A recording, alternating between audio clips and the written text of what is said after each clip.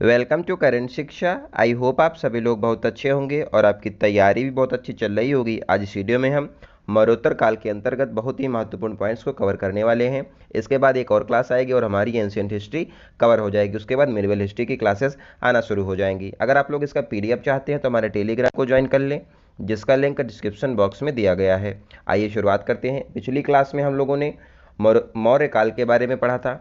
मौर्य काल का अंतिम शासक जो है वो है वृहद्रथ, और इसकी हत्या पुष्यमित्र शुंग के द्वारा की गई थी। और इसी के बाद शुंग वंश की स्थापना जो है पुष्यमित्र शुंग ने किया और अपनी राजधानी बनाया विदिशा, मध्य प्रदेश को। भाषा यहाँ पर शुंग वंश में संस्कृत भाषा का प्रयोग किया गया है और इनके दरबार में पतंजलि यहाँ पर विद्वान रहते थे। इन्होंने जो है महाभाष्य ग्रंथ की रचना की। तो महाभाष्य ग्रंथ पतंजलि का है, ध्यान रखिए। शुंग वंश की जानकारी जो है भरूच स्तूप, मध्य प्रदेश, जो कि सतना जिले में है, यहाँ से मिलती है, ध्यान रखिए। और आप लोगों ने सुना होगा कि कालिदास ने मालविका अग्निमित्रम एक ग्रंथ की रचना की। तो इसके बारे में थोड़ा सा आपको बताते हैं। पुष्यमित्र जो शुंग है इसका पुत्र अग्निमित्र है और यज्ञसेन एक राजा है, इसकी बहन मालविका है। इन दोनों के बीच में प्रेम हो जाता है और विदर्भ का युद्ध होता है इसी को लेकर के। और इन्हीं दोनों के ऊपर जो है कालिदास ने यहाँ पर मालविका अग्निमित्रम रचना की है, ध्यान रखिएगा। तो इन दोनों की लव स्टोरी यहाँ पर मालविका अग्निमित्रम में है। पुष्यमित्र शुंग जो है इसने 2 अश्वमेध यज्ञ का आयोजन करवाया पतंजलि के नेतृत्व में, और इसकी जानकारी हमको अयोध्या शिलालेख के अनुसार मिलती है। शुंग वंश का अंतिम शासक देवभूति था, ध्यान रखिएगा। और इसके बाद आता है कानव वंश। जो यहाँ पर कानव वंश है, देवभूति की हत्या जो है वासुदेव ने की और वासुदेव जो है इन्होंने कानव वंश की स्थापना की, ध्यान रखिएगा। कानव वंश का अंतिम शासक सुशर्मा है और सुशर्मा की हत्या सिमुक के द्वारा की गई थी और सिमुक ने सातवाहन वंश की स्थापना की, कि ध्यान रखिएगा। सिमुक जो है सातवाहन वंश के संस्थापक हैं। सातवाहन वंश देखते हैं तो संस्थापक यहाँ पर सिमुक हो जाएगा। राजधानी जो है सातवाहन वंश की प्रतिष्ठान है और अब जो है ये वर्तमान में औरंगाबाद महाराष्ट्र में स्थित है, गोदावरी नदी के तट के किनारे। और सातवाहन वंश की जानकारी हम लोगों को नागनिका अभिलेख जो कि पुणे में स्थित है यहाँ से मिलती है। यहाँ पर एक महत्वपूर्ण राजा हुए सतकर्णी वन। तो ये बहुत ही इंपॉर्टेंट राजा हैं। इन्होंने 2 अश्वमेध यज्ञ की और एक राजसूय यज्ञ भी इन्होंने किया था। भूमि दान प्रथा की शुरुआत सतकर्णी वन के द्वारा की गई और इन्होंने अपनी राजधानी अमरावती, वर्तमान आंध्र प्रदेश को बनाया। अमरावती जो है वर्तमान में आंध्र प्रदेश में है और इसको इन्होंने सतकर्णी वन ने अपनी राजधानी बनाया। सातवाहन वंश के हैं, ध्यान रखिए। नेक्स्ट है, और यहाँ पर जो है 2 महत्वपूर्ण ग्रंथ हैं सातवाहन वंश में। तो यहाँ पर पहला ग्रंथ है वृहत कथा। इसकी रचना गुणाढ्य ने किया, ध्यान रखिए, एग्जाम में बहुत आता है। और इसके अलावा गाथा सप्तशतकी, इसकी रचना जो है हाल के द्वारा की गई, ध्यान रखिए। वृहत कथा गुणाढ्य ने लिखा है और गाथा सप्तशतकी हाल के द्वारा लिखी गई है। और इनकी भाषा जो है प्राकृत है और लिपि ब्राह्मी है, ध्यान रखिए। और सबसे महत्वपूर्ण राजा यहाँ पर सातवाहन वंश में गौतमी पुत्र सतकर्णी हुए और इनकी माता का नाम गौतमी बलश्री था, ध्यान रखिएगा। यहाँ पर इन्होंने उपाधियाँ ली हैं, इंपॉर्टेंट हैं। अद्वितीय राजा ब्राह्मण की और त्रिश मुद्रपति, इसके अलावा वेदकटक स्वामी की इन्होंने उपाधि ली, ध्यान रखिएगा। नेक्स्ट है यज्ञ श्री सतकर्णी। इन्होंने जो है जलयान के चित्र वाले सिक्के चलाए। किसने? यज्ञ श्री सतकर्णी ने। सिक्के के निर्माण के लिए शीशे का उपयोग यहाँ पर किया जाता था और कार्ले चैत्य महाराष्ट्र में जो बनाए गए हैं इन्हीं के साम्राज्य में बनाए गए थे, ध्यान रखिए। इसके बाद विदेशी आक्रमण शुरू हो जाता है और यहाँ पर हम लोग 4 इंपॉर्टेंट जो यहाँ पर वंश हुए हैं इनको हम लोग पढ़ने वाले हैं। पहला है इंडो ग्रीक, शक वंश, पल्लव वंश और कुषाण वंश। तो ये हम लोग पढ़ेंगे। ये तो भारतीय नाम इनके हैं और इनके जो यहाँ पर विदेशी नाम थे। तो इंडो ग्रीक को बैक्टीरियन भी बोला जाता है, शक वंश को यहाँ पर सीथियन बोलते हैं, पहलव को पार्थियन बोलते हैं और कुषाण वंश को ची वंश बोला जाता है, ध्यान रखिएगा। तो सबसे पहले इंडो ग्रीक के देखते हैं, यानी कि हिंद यूनानी, इंडो ग्रीक जो है, और ये लोग मिड एशिया से आए हुए थे। देखो इनको बैक्टीरियन क्यों बोलते हैं, देख लीजिए। देखो यहाँ पर जो मिड एशिया में जो है 2 कुवड़ वाले ऊँट पाए जाते हैं।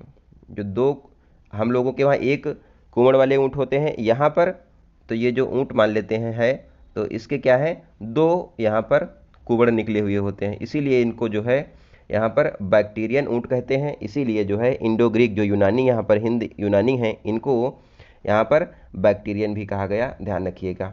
इंडो ग्रीक जो यहाँ पर है, इनकी स्थापना जो है, संस्थापक जो है इसके डेमेट्रियस हैं, ध्यान रखिएगा। और इन्होंने पहला अटैक जो है पंजाब, सिंध और अफगान का जो क्षेत्र है यहाँ से किया, और इन्होंने अपनी राजधानी शाकाल या फिर सियालकोट को बनाया, ध्यान रखिएगा।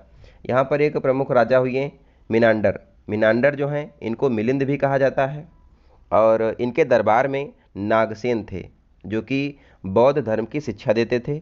नागसेन ने मिलिंद पानो ग्रंथ की रचना की, और मिलिंद पानो जो ग्रंथ है इसमें क्वेश्चन आंसर टाइप में यहाँ पर दिया गया है, और मिनांडर को जो है एशिया का संरक्षक कहा गया है, ध्यान रखिएगा।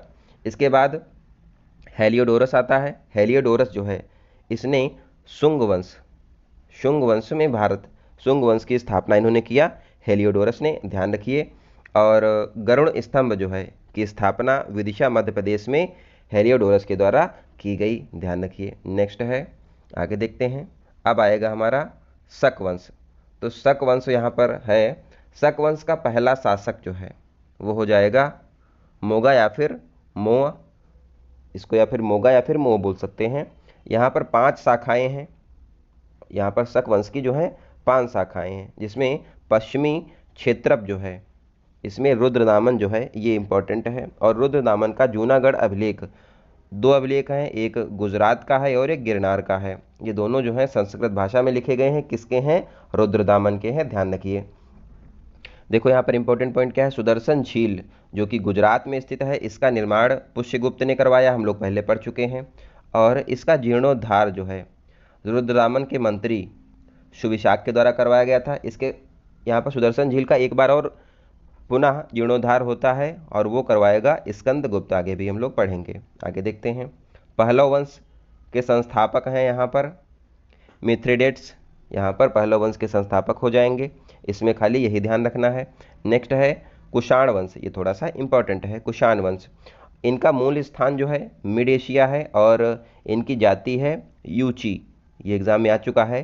कुषाण वंश जो है यूची जनजाति के लोग हैं। यहाँ पर सर्वाधिक सोने के सिक्के अगर पूछा जाए तो कुषाण वंश में चलवाए गए, और कुषाण वंश का संस्थापक जो है कुजुल कुडफिसस है, ध्यान रखिएगा। लेकिन इसका वास्तविक संस्थापक जो है कुषाण वंश का वो हो जाएगा विम कुडफिसस। विम कुडफिसस जो है वास्तविक संस्थापक है कुषाण वंश का, और इसने जो है सर्वाधिक सोने के सिक्के चलाए थे, ध्यान रखिए। नेक्स्ट है, यहीं पर जो है कुषाण वंश में कनिष्क आता है। कनिष्क जो है यहाँ पर 78 AD में आता है, कनिष्क 1। इसने अपनी राजधानी मथुरा को बनाया, और एक दूसरी राजधानी पुरुषपुर जो कि वर्तमान में पेशावर है, इसको बनाया था, ध्यान रखिए।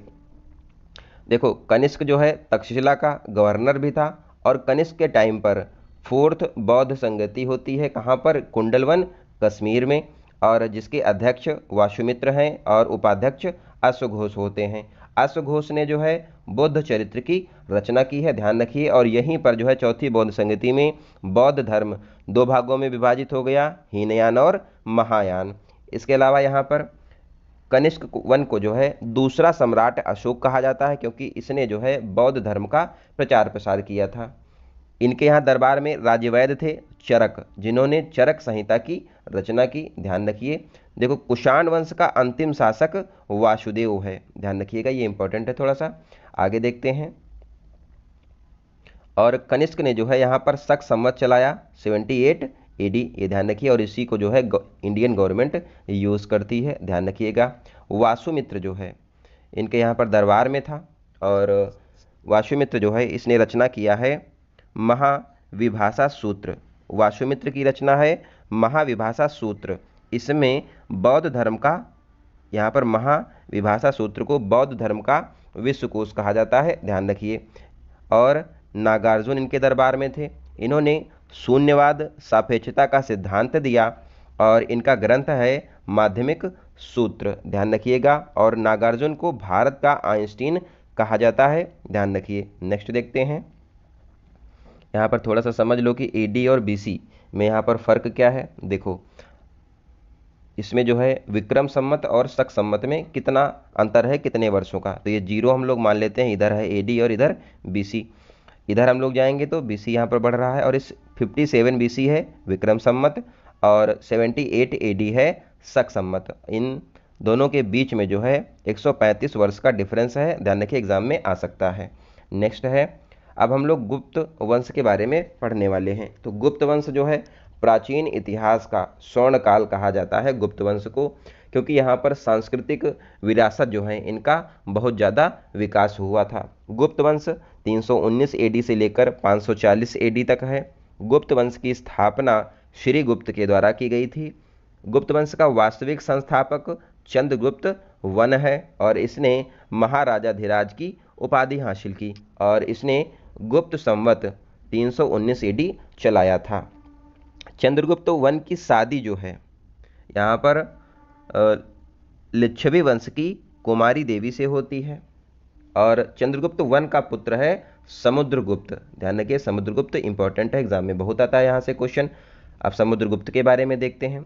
समुद्रगुप्त जो है वीणावादक है, कविराज इसको कहा जाता है, परम भागवत भी कहते हैं और समर रासत भी इसको कहा जाता है और लिच्छवी दौहित्र भी समुद्रगुप्त को कहते हैं, क्योंकि इसकी माता जो है लिच्छवी वंश की थी, कुमारी देवी, ध्यान रखिएगा। नवासा भी इसको कहते हैं, ध्यान रखिए। नेक्स्ट है, भारत का नेपोलियन जो है समुद्रगुप्त को कहा गया है और ऐसा कहा है स्मिथ ने।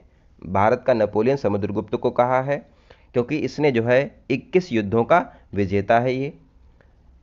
समुद्रगुप्त के दरबार में हरिशेन जो है कवि थे, इन्होंने प्रयाग प्रशस्ति अभिलेख की रचना की। संस्कृत में इलाहाबाद में है प्रयाग प्रशस्ति अभिलेख, प्रयागराज में, ध्यान रखिएगा।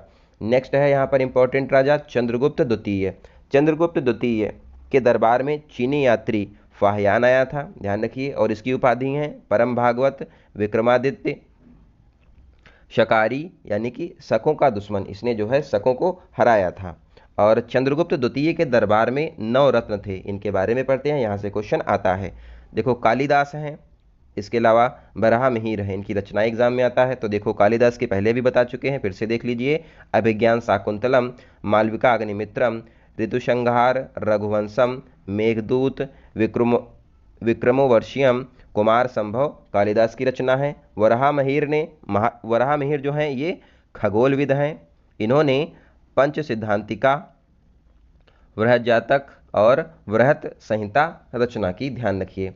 नेक्स्ट देखते हैं। अब यहाँ पर कौन है इंपॉर्टेंट, धन्वंतरी। धन्वंतरी क्या है, चिकित्सक हैं। अमर सिंह ने अमरकोश की रचना की। छपड़क जो कि ज्योतिष हैं, ध्यान रखिए। शंकु वास्तुकार हैं। वेताल भट्ट जादूगर हैं।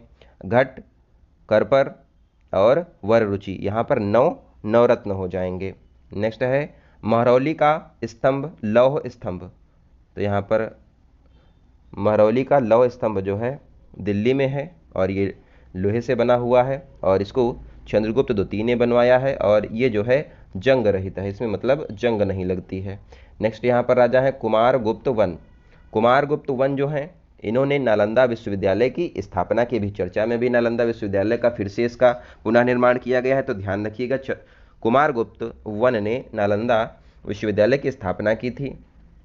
और इन्हीं के बाद में जो है स्कंदगुप्त आता है, इसने सुदर्शन झील का पुनः जीर्णोद्धार करवाया था और हूणों का आक्रमण स्कंदगुप्त के टाइम पर हुआ था।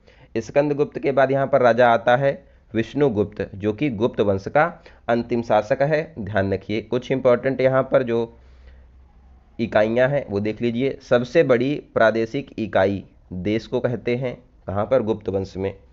और एक इकाई है भुक्ति, जिसका हेड ऊपरी को होता है, ध्यान रखिएगा। शासक जो है यहाँ पर इसको कहते हैं गोप्ता या फिर गोटना, ध्यान रखिएगा। पुलिस जो यहाँ पर होती थी उसको बोलते थे दंडपाशिक और विदेश नीति को कहा जाता था महासंधिक विग्रह, ध्यान रखिएगा। इसके अलावा देवगढ़ का दशावतार मंदिर जो है ललितपुर उत्तर प्रदेश में है और ये ईंटों से निर्मित मंदिर है। भीतरगांव का लक्ष्मण मंदिर उत्तर प्रदेश में स्थित है। सोने के सिक्के जो यहाँ पर चलते थे उनको दिनार बोलते थे और चांदी के सिक्के जो थे उसको रुपए का कहा जाता था, ध्यान रखिएगा। सो आई होप आपको ये क्लास अच्छी लगी होगी। इसका पीडीएफ आपको टेलीग्राम ग्रुप में मिल जाएगा, आप लोग उसको ज्वाइन कर लें। अगली क्लास में हम लोग दक्षिण भारत का इतिहास पढ़ लेंगे और हमारी एंशिएंट हिस्ट्री कवर हो जाएगी। तो अगर आप लोगों ने अभी तक चैनल को सब्सक्राइब ना किया हो तो चैनल को जरूर सब्सक्राइब कर लें। मिलते हैं अगली वीडियो में, तब तक आप लोग अपना ध्यान रखिए। धन्यवाद। जय हिंद।